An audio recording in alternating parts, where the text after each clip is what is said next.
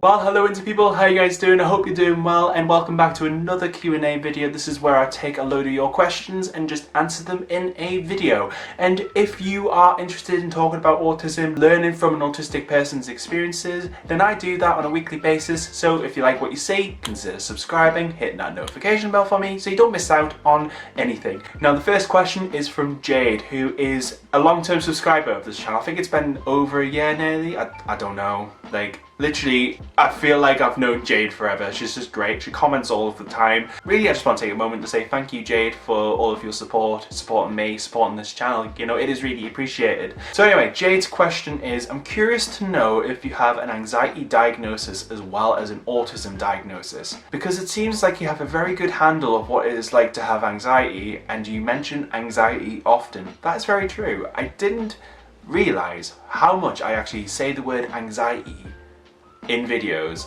until Jade mentioned it. Now I've talked to Jade about this already, but to clear the air with everyone and just to be open and honest with you guys, I don't have an anxiety diagnosis. I've never been diagnosed with anxiety on a professional scale. Like, I have experienced like mental health related stuff before, but I don't have an actual diagnosis of anxiety. The reason I mention anxiety often is just because I know a lot of friends, a lot of my close friends, personal friends, family friends, who have anxiety, either diagnosed or experience anxiety because of their autism diagnosis. Now I feel I experience anxiety because of my autism diagnosis. I feel like I'm a very anxious person. Like, I don't appear it on these videos because obviously this is my personal space, you know, it's my home. But I have a lot of friends who experience anxiety, and I've talked to them quite a lot about what they feel when it comes to their anxiety and stuff, and I can strongly relate to some of the things that an anxiety diagnosis entails. So for all I know, I could have anxiety on top of being autistic, for all I know, but it's not something I've looked into or want to pursue. I don't feel it would be helpful, apart from maybe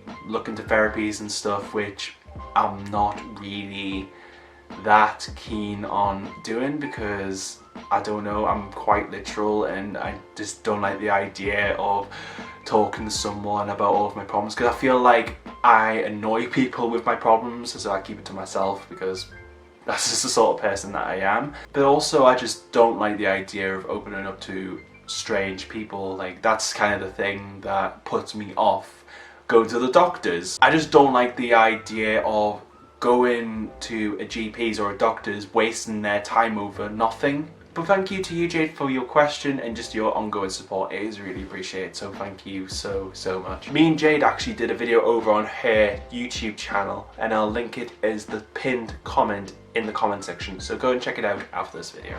How does sound affect your day-to-day and how do you cope? Well, to be honest with sound, it's really the high pitch noise or a multitude of noises that causes me the most issues.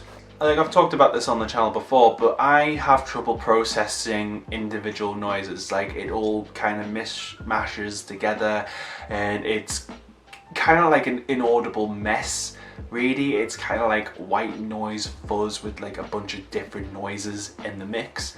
For me, like when I'm out in public places or I'm at a bar or something like that, you know, and I'm trying to have a civil conversation with someone, I just really have to concentrate on what they're saying because I'm just picking up all of the other noise around the room, you know, whether it's other people talking, just people doing stupid stuff. But really, advice for that, I guess, is just making eye contact with the person.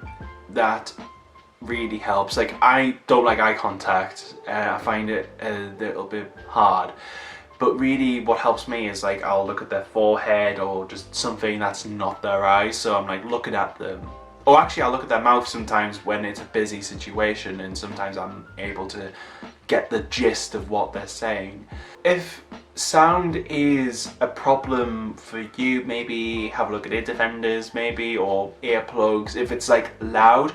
But one of the things I would say is, you know, it's important to expose yourself to loud noises, or, you know, noises that you don't like. Now this sounds really strange, but like if you avoid certain noises or avoid loud sounds and you're wearing ear defenders all the time and avoiding that noises, then your mind retunes your ears so it doesn't understand what a loud noise is. It's very interesting, this sort of stuff. But yeah, exposing yourself to a certain sense that you just it doesn't agree with you may actually be helpful. If it's something that you just can't do, then you can't do, you know. But give it a go and try, and I think is the most important thing. The next question is, if you had the chance to talk to a child who was just told they were autistic, how would you encourage them if they were anxious about their diagnosis? That is a really good question.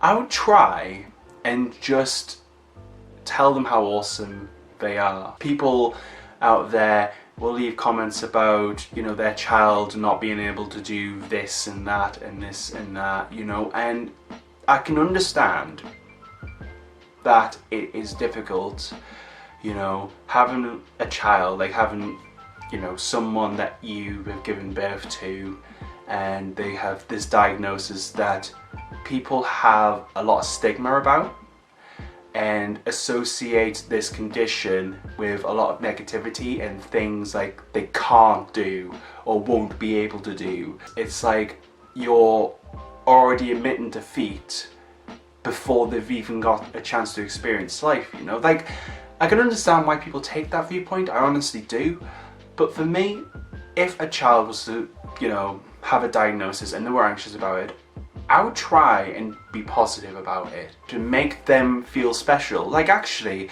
I've been watching a lot of Haley Moss related videos, like Haley Moss doing videos and interviews and stuff. Like, if you don't know, she is an openly autistic attorney over in America and someone I would absolutely love to have on the channel to talk to. But something that her parents told her was that her autism was like being like Harry Potter.